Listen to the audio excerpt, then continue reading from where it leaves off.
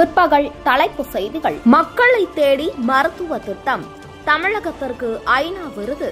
மக்களை தேடி மருத்துவம் திட்டத்திற்காக இந்தியாவிலேயே முதன்முறையாக தமிழகத்திற்கு ஐநா விருது கிடைத்துள்ளது. புழக்கத்தில் புது வகை ரூபாய் 500 கள்ள நோட்டு, எச்சரிக்கையாக இருக்க ஒன்றிய அரசு அறிவுறுத்தல்.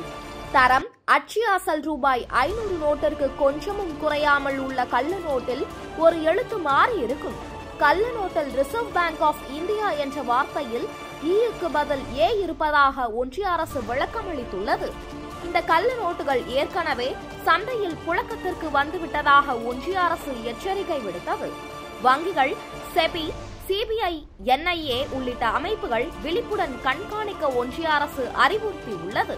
கன்னியாகுமரி மாவட்டம் கிள்ளியூர் காங்கிரஸ் MLA ராஜேஷ்குமாருக்கு 3 மாதம் சிறை தண்டனை விதித்தது நாகர்கோவில் நீதிமன்றம்.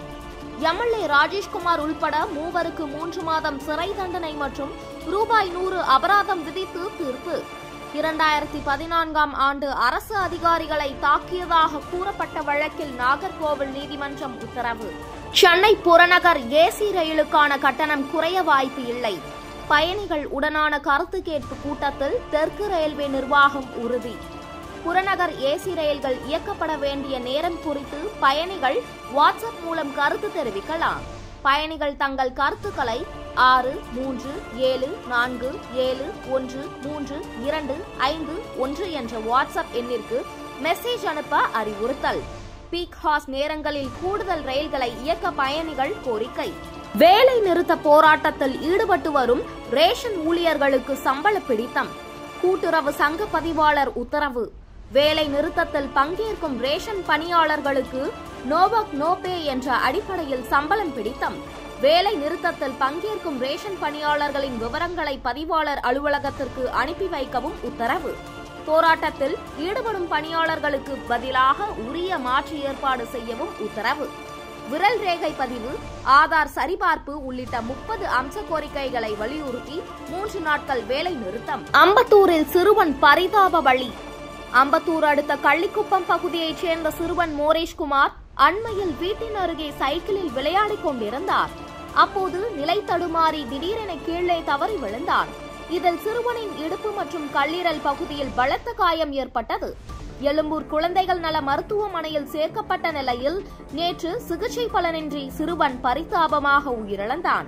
பண மோசடி வழக்கில் மகேஷ் பாபுவிற்கு ED நோட்டீஸ். மகேஷ் பாபுவுக்கு ED நோட்டீஸ் அனுப்பியுள்ளது.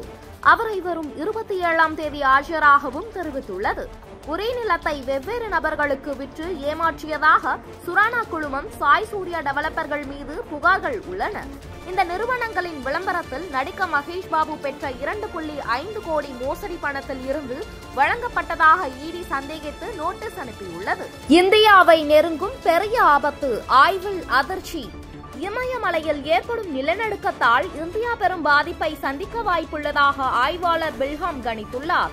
வட இந்தியாவில் தவிர்க்க முடியாத வகையில் ரிக்டர் அளவில் 8.2, 8.9 வரை நிலநடுக்கம் ஏற்பட வாய்ப்புள்ளதாக எச்சரித்துள்ள அவர், இதனால் சுமார் 30 கோடி பேர் பாதிப்பை சந்திக்க நேரிடலாம் என்றும் கணித்துள்ளார்.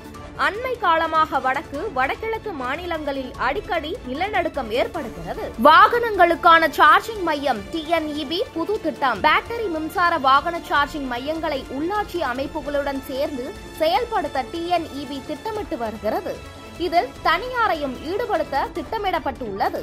அண்மையில் இது தொடர்பாக சென்னை மாநகராட்சி, பிற உள்ளாட்சி அமைப்புகளின் நிர்வாகிகளை TNEB அதிகாரிகள் ஆலோசனை நடத்தியுள்ளனர்.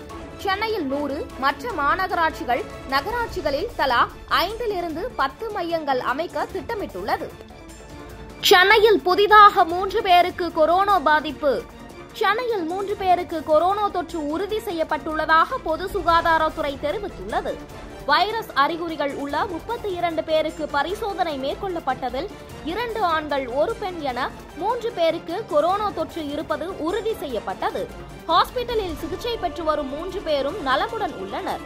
தொற்று பரவும் பாதிப்பு இல்லை என பொது சுகாதாரத்துறை தெரிவித்துள்ளது. உடனுக்குடன் செய்திகளை தெரிந்து கொள்ள புதிய தமிழகம் நியூஸ் சேனலை சப்ஸ்கிரைப் செய்யுங்கள். லைக் பண்ணுங்க, கமெண்ட் பண்ணுங்க, ஷேர் பண்ணுங்க.